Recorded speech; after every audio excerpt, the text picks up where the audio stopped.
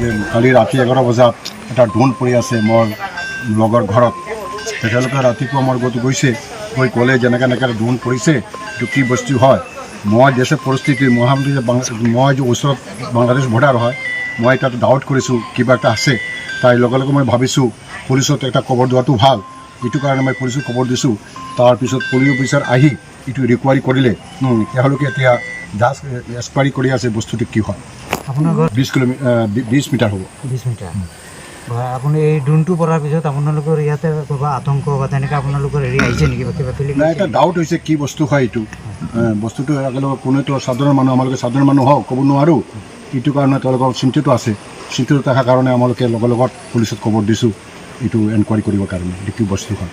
मैं चौराकुड़ी सिरसा जीपी में रहता हूँ।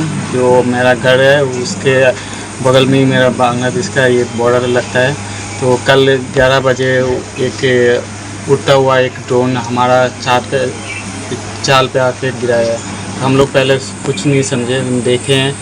बाद में सुबह उठ के देखते हैं ये ऐसा है। तो हमारा जो गांव का जो बड़ा ये मेरा अंकल है, उनको बोला कि ऐसा ऐसा ये हुआ है तो क्या करें।